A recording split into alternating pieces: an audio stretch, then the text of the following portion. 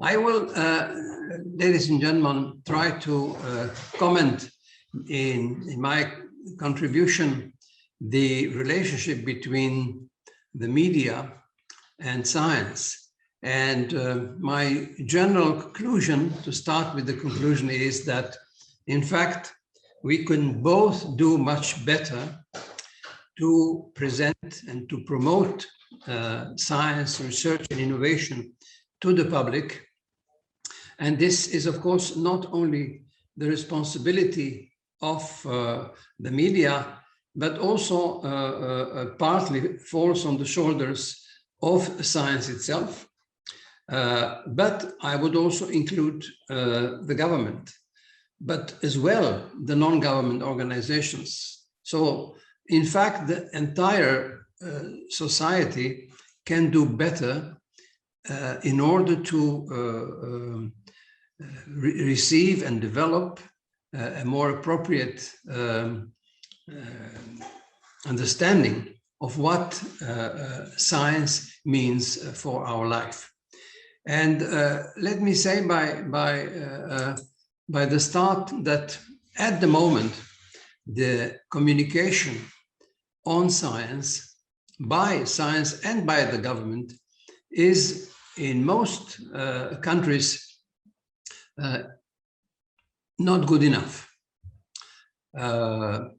Very often the science sphere is presenting primarily its top results, the achievements, which is of course fine, the awards, the patents and so on, but not always sufficiently emphasizing what is the contribution of the scientific results to the improvement of our working and living conditions. And very often the government, or governments rather, when they are presenting to the public various issues of science, research, and innovation, refer primarily to public funding of science as cost, not as investment. And that, of course, normally leaves the feeling with the public, well, we are giving so much money for science. In fact, they're not giving money for science, they are investing through science for the better future. And that is a conceptual inconsistency, and at the same time, very important reason why the public image of science in many, many countries around the globe is not as good as it should be. Of course, the importance of science could and should be presented in a way I just described in the modern times in particular, because we are not living anymore in the area, in the era where most of people have been illiterate. And I, just to remind ourselves, give here the share of literate people in the total population a bit more than 100 years ago, which was, of course, very tiny, only 12%. While, of course, nowadays, it's over 90%. So we are facing a totally different world. And of course, that requires a totally different understanding of knowledge, research, and of course, science. And this is especially important because we are living in an age of knowledge economy. As Professor Mashelker said, we are now all knowledge workers. We are not using our physical force, but our intellectual force. And how do you distinguish a successful knowledge economy from other economies? Well, here is the data of the added value per worker. And you can see here the difference between Sweden and Slovenia being practically almost 2.5 times higher in Sweden. And Sweden, of course, is an example of a knowledge economy. But they also have a government council chaired by the Prime Minister. And I happen to know the professor who went to see the Prime Minister and convinced him in 15 minutes to create such a body. When I tried to convince the advisor of the Prime Minister here in my own country, I didn't succeed. That shows how the role of knowledge and science is understood in various countries. And of course, it's not only that, it's the whole system of values and motivations that we have. Youngsters, of course, should not be just interested in receiving, in getting a diploma that they have finished university education. They should be at the same time and equally interested to develop competences and skills which will help them to be productive and successful. And of course, all of this is important because it's part of an innovation ecosystem. But how many countries can really say they have a good and well-functioning innovation ecosystem? Unfortunately, very few.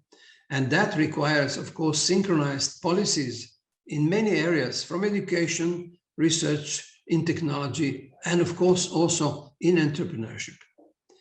Now, knowledge economy is, of course, a structure based on 4 pillars. And one, of course, is open innovation. It means that innovation is not restricted only to research institutes, universities, but it is, of course, a major factor of improving productivity in the economy. It is, of course, the whole pillar of education, which has to include more competencies and skills, not only knowledge. Then, of course, the management of knowledge and the creativity of the whole society, which makes the difference. Here I show you the map of Europe, which a couple of years ago, a Danish institute has prepared, and showing the position of science in society. And the darker the color, the better the position of science in a particular society is. And well, I'm afraid that I'm also not happy, like I'm sure my colleagues, that Slovenia is not shown in a very dark color. And of course, the consequence of that is how innovative are we? And that is critical, of course, for the success of the country, for the competitiveness of the economy. And you see here the champions in innovation, who are, again, in the green color. They are the innovation leaders. That's the innovation scoreboard that the European Commission is producing every year. And again, I'm not, of course, very happy that Slovenia is in the 3rd category of innovation countries. And here we see the regions in Europe. And of course, the darker the color, the more intensive innovation activities are there. Now, here is, of course, what the education means to enable a country to be knowledge-based. And you see in Korea, for the youngsters between 25 and 34 years, more than 60% of them do reach university diplomas. And of course, average in Europe is about 30%. And of course, we are ambitious to increase that as well.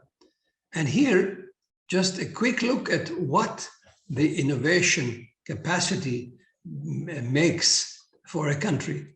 And you see on the vertical axis, the GDP per capita vis-a-vis the European Union being the 100%, and then above those who are higher.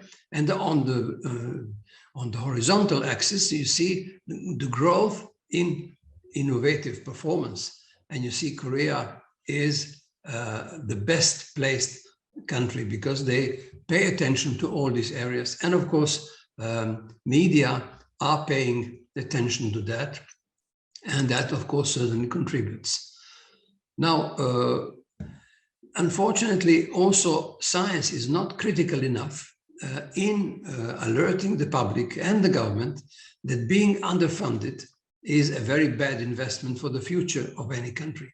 And that is happening, unfortunately, in many countries.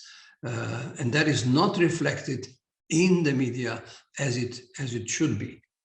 And of course, that wouldn't take much, but unfortunately, because research institutes, universities are funded publicly, and that obviously is an important reason that they are not doing sufficiently critical comments openly and publicly about this important problem.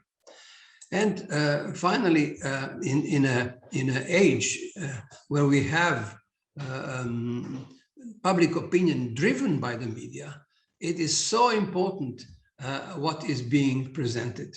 And this is just an illustration here how science is treated.